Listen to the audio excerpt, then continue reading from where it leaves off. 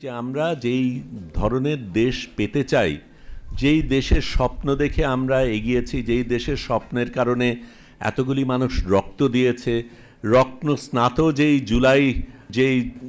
জুলাই সনদ আমরা সামনে পেয়েছি, সেটাকে আমরা উপেক্ষা করে দেব কিছু কিছু জায়গায় আমাদের দ্বিমত আছে বলে এটা আমার জন্য যুক্তিসঙ্গত না। আমি জুলাই যোদ্ধাদের স্মরণ করি, তাদের ত্যাগের কথা স্মরণ করি, তাদের সংগ্রামকে শ্রদ্ধা জানাই, তাদের সালাম জানাই। কিন্তু আমি মনে করিয়ে দিতে চাই যে এই যুদ্ধ কিন্তু শুধু 2024-এ হয়নি, তার অনেক আগের থেকে হয়েছে। এখানেই অনেকে যারা আছেন তারা অনেক আগের থেকেই তারা কিন্তু লড়াই করে যাচ্ছেন, এবং সেই লড়াইয়ের ফলেই কিন্তু আমরা এই জায়গাটায় আসতে পেরেছি। 2018-র কথা যখন বলি, তখন ছবি তুলতে গিয়ে, একটু আগে ফুয়াদ আমাকে জিজ্ঞেস করছিলেন আপনি ছবি তুলবেন না কথা বলবেন, তো আমি ছবি তুলি। এবং ছবি যখন তুলছিলাম, রাজপথে যখন ছিলাম, চারিদিকে যখন টিয়ার গ্যাস ছিল, গোলাগুলি হচ্ছিল, তখন ছাত্রছাত্রীরা একটা প্ল্যাকার্ড হাতে নিয়েছিল, যেটা আমাকে ভীষণভাবে স্পর্শ করেছে। এই সরকারের মেরামত চাই, আমরা দেশের মেরামত চাই, রাষ্ট্রের মেরামত চাই। মেরামত জিনিসটা তো অত্যন্ত গুরুত্বপূর্ণ, এবং আমরা একটা দেশ পেয়েছি, এখনও এই দেশে অনেক সমস্যা রয়েছে। এই দেশকে আমাদের কোনো না কোনোভাবে মেরামত করতে হবে, এবং আমি মনে করি এই জুলাই সনদটা সেটাই করতে চায়, দেশকে মেরামত করতে চায়। সেটা অনেক দিনের সংগ্রাম, অনেকগুলি মানুষ সেই জায়গায় শ্রম দিয়েছে, ত্যাগ করেছে, সেই কারণেই আমরা আসছি। কিন্তু মেরামত যখন করতে হয় তখন কিন্তু সবসময় সুন্দরভাবে যায় না। রাস্তাঘাট মেরামতের ক্ষেত্রে তো আমাদের সমস্যা হয়, সেটার ক্ষেত্রে কিছু কিছু মানুষের একটু বেশি সমস্যা হয়। তারপরেও বৃহত্তর স্বার্থে যে জায়গায় আমরা পৌঁছতে চাই সেটার কথা ভেবে আমরা মেরামতটা করি। এখন কিছু কিছু জায়গায় সমস্যা আছে বলে আমি মেরামতটাকে বাদ দিয়ে দেব, এটার কোনো যুক্তি আমি দেখি না।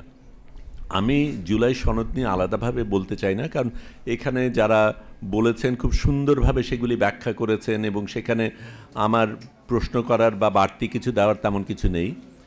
কিন্তু আমি এই জিনিসটা অবশ্যই বলতে চাই যে আমরা যেই ধরনের দেশ পেতে চাই, যেই দেশের স্বপ্ন দেখে আমরা এগিয়েছি, যেই দেশের স্বপ্নের কারণে এতগুলি মানুষ রক্ত দিয়েছে, রত্ন স্নাত যেই জুলাই সনদ আমরা সামনে পেয়েছি, সেটাকে আমরা উপেক্ষা করে দেব কিছু কিছু জায়গায় আমাদের দ্বিমত আছে বলে এটা আমার জন্য যুক্তিসঙ্গত না। দ্বিমত থাকতেই পারে এবং থাকবে, সেটাই হওয়া উচিত, যে কোনো গণতন্ত্রে সেটাই হওয়া উচিত। সেটা আমরা একসাথে করব, মিলিতভাবে করব, ঝগড়া করব, তর্ক করব।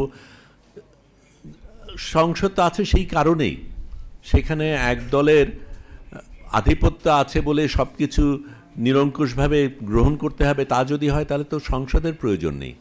সংসদে দ্বিমত হবে, সংসদে তর্ক হবে, সংসদে যে যার মতন মতামত দেবে, একজন আরেকজনকে যুক্তি দেবে, যুক্তির কারণে আমি আমার মত বদলাবো কিছু ক্ষেত্রে। সেটাই তো সংস্কৃতি হওয়া উচিত। এবং সত্যিকার অর্থে আমরা একটা ভিন্ন সংস্কৃতি, ভিন্ন রাজনৈতিক সংস্কৃতি চাই, সেই আকাঙ্ক্ষা নিয়েই তো আমরা এগোচ্ছি। সেটাই তো আমাদের নতুন বাংলাদেশ দেবে। আমার তার বেশি কিছু বলার নেই। আমি সত্যিই মনে করি জনগণের স্বার্থে যেটা হওয়া উচিত সেটাই আমাদের প্রত্যেকের গ্রহণ করা উচিত। আমরা ব্যক্তি স্বার্থকে ভুলে যাই, দলীয় স্বার্থকে ভুলে যাই, দেশের স্বার্থ নিয়ে লড়াই করি, সেটাই আমাদের হওয়া উচিত। আর সাংবাদিক ভাই বন্ধুদের জন্য একটু বলি, আমি ছোট করেই বলেছি, একটা প্রবণতা রয়েছে এগুলি রিপোর্টিংয়ের ক্ষেত্রে, যেটা নিয়ে আমি একটু আপনাদের সাথেও দ্বিমত পোষণ করি। রিপোর্টিংয়ের ক্ষেত্রে বাছাই করে ঠিক যেইটা আপনার পছন্দ সেটাই যদি দেন, তাহলে সেটা প্রপাগ্যান্ডা, সেটা রিপোর্টিং না।